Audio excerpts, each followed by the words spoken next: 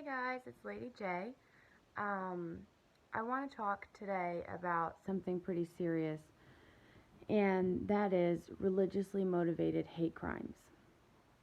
This is a pretty prevalent topic currently in our political climate, and a lot of people don't know about how prevalent it is in our society right now. Because some people tend to really kind of just focus on what's happening in their own communities, and so if it doesn't affect your community, you don't really know what's going on. Which is, I mean, that's kind of a little bit selfish, if I'm being honest. But anyway, that's besides the point. So,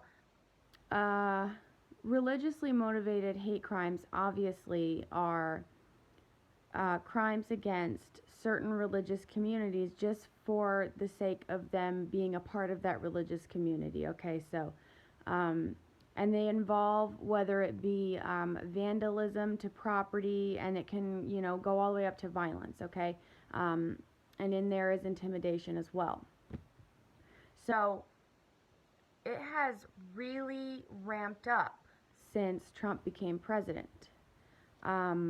And so I just wanted to kind of call out everybody who is obviously not committing these hate crimes, which I hope none of you are,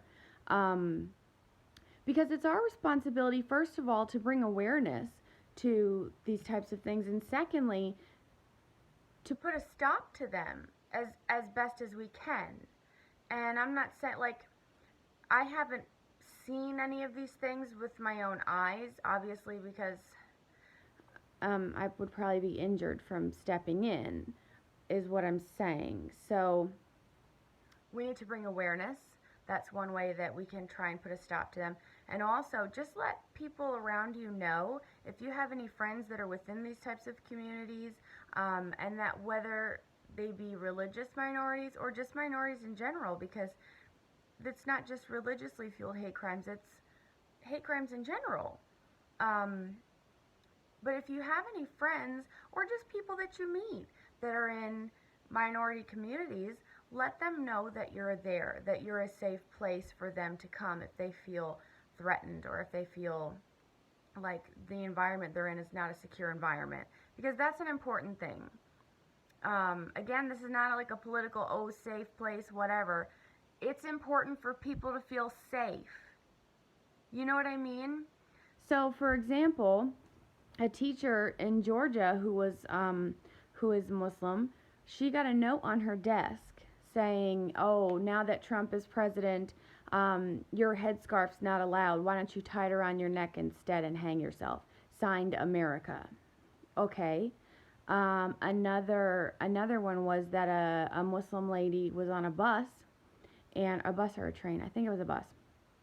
Maybe it was a subway. Anyway, she was on some public transit of some sort, and she got surrounded by these teenagers, and they were heckling her and yelling at her and, just kind of being really intimidating towards her. And they told her that now that we have our president, you're not going to be allowed to wear your hijab and everything. And they kept saying rude things to her, so they got kicked off of the public transportation.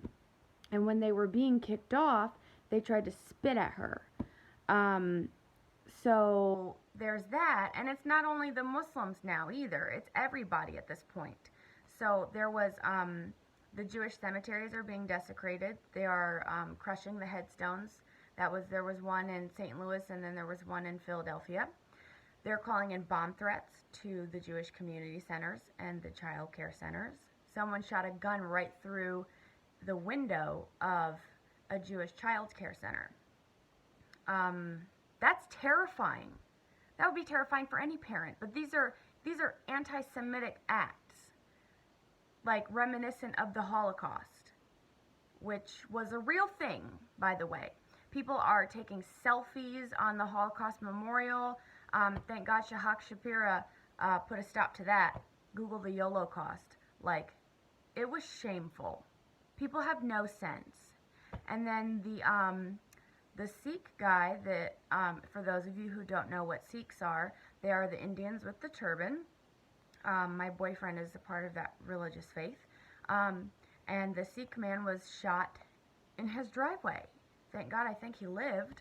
But that was at his home. So my point is, this has got to stop. This is getting ridiculous. So I think that for the rest of us, it is our job to rise up and go to the protests, go to the demonstrations, I don't know, sign petitions, make statuses, do whatever it is that you can do in your power to try and make this stop. Because we're all humans, we're all part of the same race, and I don't care what religious background you come from, we've got to stick together. Because this is going to be a rough 4 years, I have a feeling. Because this is, what are we in? This is still the first month. No. I'm lying. We're in the third month. Okay. Sorry, I'm a student. This is the third month of the presidency only. And then 30 airstrikes in Yemen in like a period of 2 days. And there's a water crisis in Yemen. And the Syrian, don't get me started on the Syrian refugees. I mean, So, my point is, get it together, guys, okay? We need to help. We've got to help each other. We've got to help other people as much as we can. We're in this together, okay? Assalamu alaikum, shalom, sasrikal, peace and love.